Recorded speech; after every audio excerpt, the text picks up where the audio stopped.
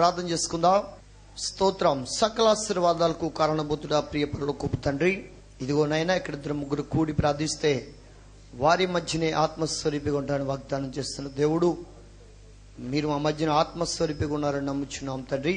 వాక్యమైన నీవు నాలో ఉండి మీరే మాట్లాడమని అడుగుచున్నాం.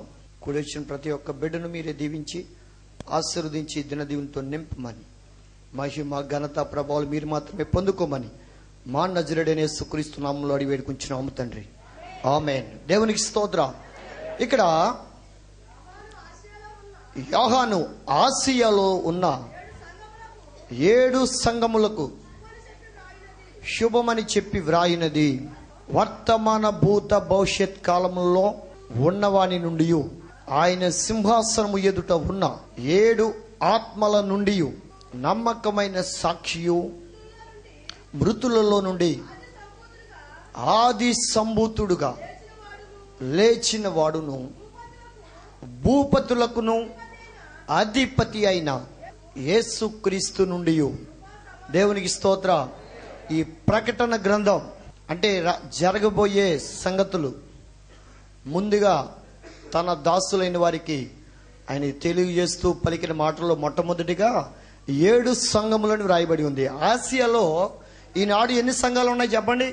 అనేక సంఘాలు ఉన్నాయి లేవా? మరి ఆయన 7 సంఘాలతోనే ఇంక మిగతా వాళ్ళతో మాట్లాడలేదా? 7 అనే మాటకు అర్థం ఏంటో తెలుసా మీకు?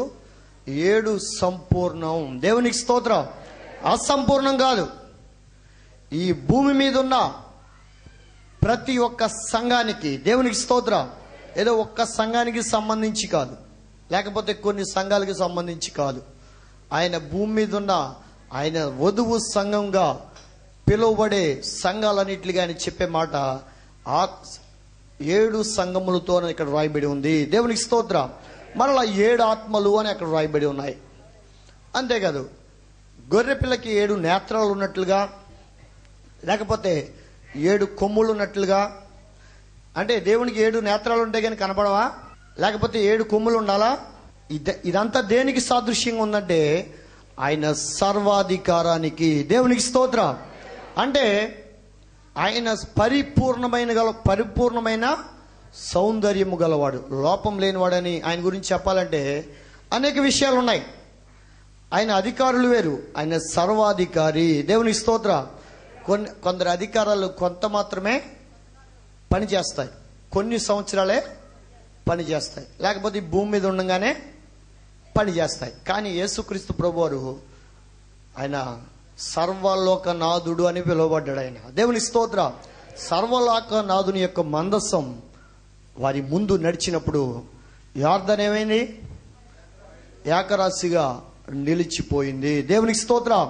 అలాగే ఇజ్రాయేలీల ఎదుట ఎర్ర సముద్రమే పాయలైపోయింది. ఇలా చెప్పుకుంటూ వెళ్తే దేవుడు మన పితరుల పక్షంగా చేసిన అద్భుతాలు అసామాన్యమైనవి. దేవునికి స్తోత్రం. అంటే ఈ భూమి మీద ఎవరు చేయలేరు అని దాని అర్థం. దేవునికి స్తోత్రం. కాబట్టి ఇక్కడ 7 అనే మాటకు అర్థం 7 సంపూర్ణతకు సాదృశ్యం. దేవునికి స్తోత్రం. అంత ఎందుకు? 6 దినాలు ఈ సర్వ సృష్టిని ఆయన కలుగు చేసి 7వ దినాన విశ్రమించాడు. 6వ దినాన్ని విశ్రమించవచ్చుగా. 7 అనే మాటకి బైబిల్ అంతా మనం తిరిగేసినట్లయితే ప్రకటన గ్రంథంలోనే 7 అనే సంఖ్య ఇంచుమించుగా 58 సార్లు దేవుని స్తోత్రం ఉంది. ఒక ప్రకటన గ్రంథంలోనే 7 అనే సంఖ్య. దేవుని స్తోత్రం. 7 అనే సంఖ్య చెప్పాను కదా సంపూర్ణం అని. అలాగే బైబిల్ అంతట్లో కూడా చూసినట్లయితే 7 అనే సంఖ్య ఇంచుమించుగా 600 సార్లు దేవుని స్తోత్రం 7 7 7 అని వ్రాయబడింది. దేవుని స్తోత్రం. కాబట్టి ఆయన 7 ఆత్మలు గలవాడు, 7 నక్షత్రములు కుడి చేత పట్టుకున్నవాడు, 7 దీపస్తంభముల మధ్య సంచరించేవాడు. దేవునికి స్తోత్రం.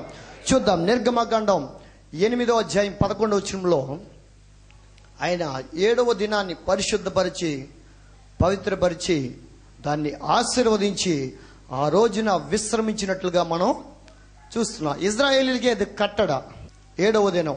దేవునికి స్తోత్రం. అలాగే మనం చూసినప్పుడు అదే లెవీ కాండంలో కూడా 23వ అధ్యాయం 18వ వచనం చదవండి. లెవీ కాండం. మరియు మీరు ఆ రొట్టెలతో నిర్దోషమైన 7 గొర్రె పిల్లలను, ఒక కోడె దూడను, 2 పెద్ద పొట్టేళ్లను, దేవునికి స్తోత్రం. 7 అంతా ఎందుకు? నోవాహు దేవుడు ప్రత్యక్షమై నోవాహుతో అంటాడు, ఇంకా కొన్ని దినాల్లో నేను భూమి మీదకి వర్షాన్ని రప్పింపబోచున్నాను అంటాడు. ఎన్ని దినాలు చెప్పండి? 40 దినాలు. అది 40 దినాలు 40 రాత్రింబవళ్ళు వర్షం కురిసినట్లుగా మనం చూస్తున్నాం. 7 దినాల్లో అని చెప్పాడు. చూడండి, ఆదికాండం 7వ అధ్యాయం 4వ వచనం చదవండి. ఆదికాండం, ఎందుకనగా ఇంకను 7 దినములకు నేను 40 పగళ్ళును 40 రాత్రులను భూమి మీద వర్షము కురిపించి నేను చేసిన సమస్త జీవరాశులను, దేవుని స్తోత్ర, భూమి మీద ఉండకుండా నాశనం చేస్తానని, అది 7 దినాల్లో ఆ కార్యాన్ని నేను పూర్తి చేస్తానని చెప్పాడు. దేవుని స్తోత్ర. అదే రీతిగా ఆయన పూర్తి చేశాడు. కారణం ఏంటి? అలనాడు వారందరూ ఆ యొక్క జలప్రళయంలో నశించిపోవడానికి గల కారణాలన్నీ మనకి, కారణం ఏంటో మనందరికీ తెలుసా తెలీదా? నరుల యొక్క చెడుతనం భూమి మీద విస్తరింపను ఆరంభించినప్పుడు వారిని దేవుడు భూమి మీద కలుగు చేసినందుకే ఆయన సంతాపపడి ఆ యొక్క భూమి మీద వారిని లేకుండా తుడిచి వేస్తానని చెప్పాడు. దేవుని స్తోత్ర. తుడిచి వేయక ముందు ఆయన ఆత్మస్వరూపిగా ఉండి నోవాహు ద్వారా ఓడలోకి రండని ఆయన పిలిచాడు. పిలిచినప్పుడు ఎవరు ఆ పిలుపుకు లోబడలేదు. దేవుని స్తోత్రం. కాబట్టి 7 దినాల్లో అన్ని పూర్తయినాయి. దేవుడు స్వరం విన్న ఆ యొక్క జంతువులు వచ్చి ఆ ఓడలో ప్రవేశించాయి. నోవాహు కుటుంబం కూడా ఆ ఓడలోకి వెళ్ళారు. దేవుని స్తోత్రం. వారు మాత్రమే రక్షింపబడ్డారు. అలాగే పాత నిబంధనలు మనం చూసినప్పుడు యోసేపు కలలు కలగన్నాడు. రాజు కలగంటే కళ దాని భావాన్ని యోసేపు తెలియజేశాడు. అందులో ఏమని రాయబడ్డాయి? 7 బలిసినావులు, 7 బక్కావులు. 7 బలిసినెండులు అంటే ఆయన తీర్పుకి కూడా 7 అనేది సాదృశ్యంగా ఉన్నది. దేవుని స్తోత్రం. చూద్దాం, ఆదికాండం 8:4 కూడా లో చూసినట్లయితే ఆ మాటలు అక్కడ కనబడతాయి. 7వ నెల 15వ దినమున, దేవుని స్తోత్రం, ఆ ఓడ ఎక్కడ నిలిచింది? దానికి కూడా ఒక లెక్క. 7వ నెల, దేవుని స్తోత్రం, 7వ నెలలో ఆ దినాన అరారోత్ కొండ మీద నోవాహు వాడ నిలిచింది. అంటే దేవుని ఉగ్రత ఏమైంది? నెమ్మలించింది. దేవునికి స్తోత్రం.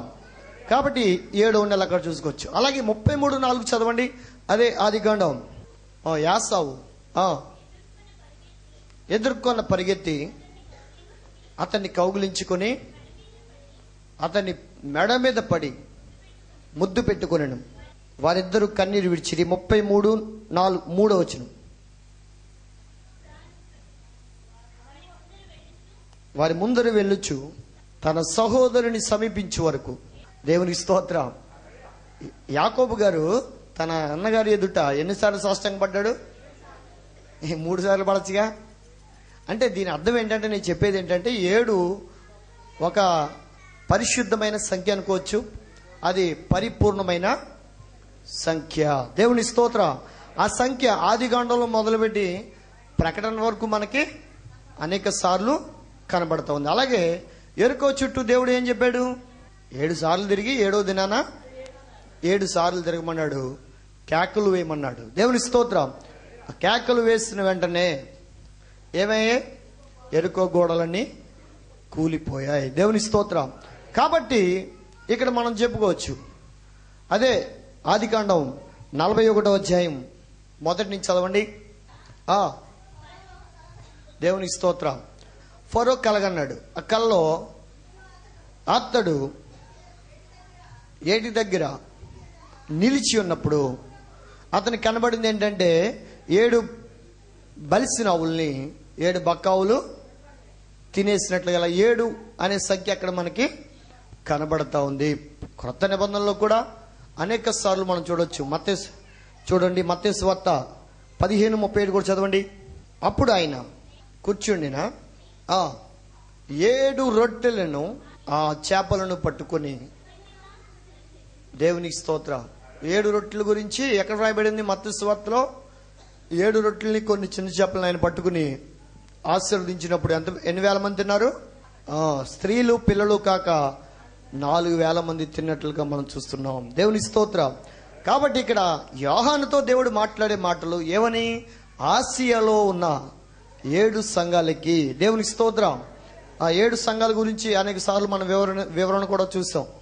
ఆ 7 సంఘాలతో దేవుడు ఎలా మాట్లాడాడో ఆ విషయాలు అక్కడ కనబడతా ఉన్నాయి. అంటే 7 రకమైన సంఘాలు ఈ భూమి మీద ఉంటాయి.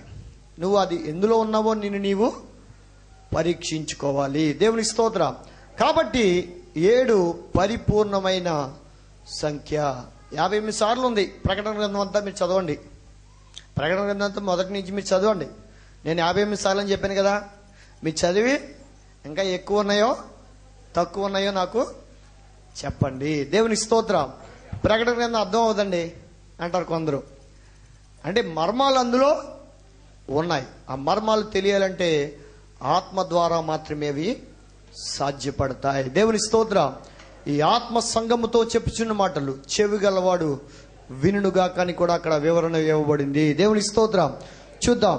యాకోబు రాసిన పత్రిక 1వ అధ్యాయం 7 నుంచి 17 వచనం చదవండి.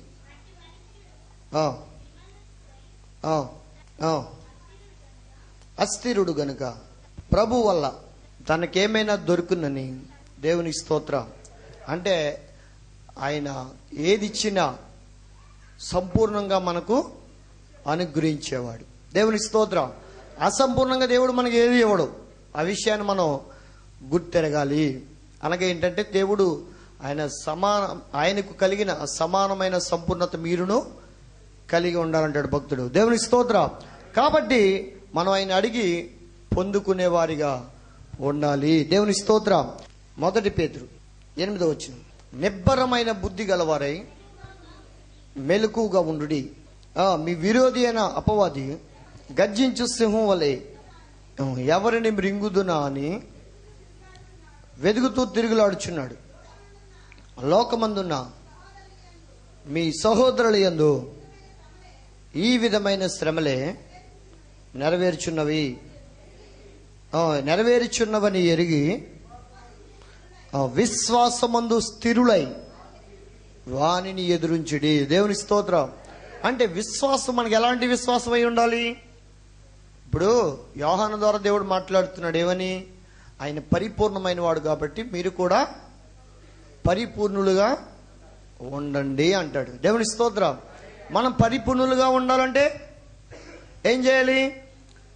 ఆయన్ని అడగాలి. యాకోబు రాసిన పత్రికలో మనం చదువుకున్నాం. అడిగేవారు ఎలా అడగాలి ఆయన్ని? సందేహింపక, అంటే అతుకునే క్రీస్తుని పోలి నడుచుకోవాలి. దేవుని స్తోత్రం. అంత భక్తి మనం చేయలేమండి అనుకోకూడదు. ఎలా ఉండాలి మనం? ఇప్పుడు 10 మంది కన్యకలు ఎక్కడికి వెళ్దామని బయలుదేరారు? పరలోకి వెళ్దామనేనా? పెండ్లి కుమారుని ఎదుర్కోవాలని ఆశపడ్డారు. దేవుని స్తోత్రం. కానీ 5 మాత్రమే సిద్ధపడ్డారు. అంటే వారు సంపూర్ణులని చెప్పుకోవచ్చు. మరి అసంపూర్ణులు ఎవరు? మిగిలిన 5 వారిలో విశ్వాసము లేదు. దేవునికి స్తోత్రం. అందుకని ఎబ్రీయులకు రాసిన పత్రిక 11వ అధ్యాయంలో చూసినప్పుడు వారందరూ పరిపక్వత గల విశ్వాసులు. దేవునికి స్తోత్రం. అంటే వారి యొక్క జీవితాన్ని, లేకపోతే వారి జీవితంలో దేవుడు చేసిన అద్భుతాల్ని, ఆశ్చర్యాల్ని పౌలు గ్రహించాడు కాబట్టి అంటాడు, విశ్వాసము లేకుండా దేవునికి ఇష్టలుగా ఉండుట అసాధ్యం. అసంపూర్ణమైన భక్తి చేయొద్దు. అందుకనే బైబిల్ ఏం చెప్తుందంటే, నువ్వు వెచ్చగానైనా ఉంటే మేలు, చల్లగానైనా ఉంటే మేలు, నులివెచ్చని స్థితి నీకు ఉండకూడదు. దేవుని స్తోత్రం. నులివెచ్చని స్థితి భక్తి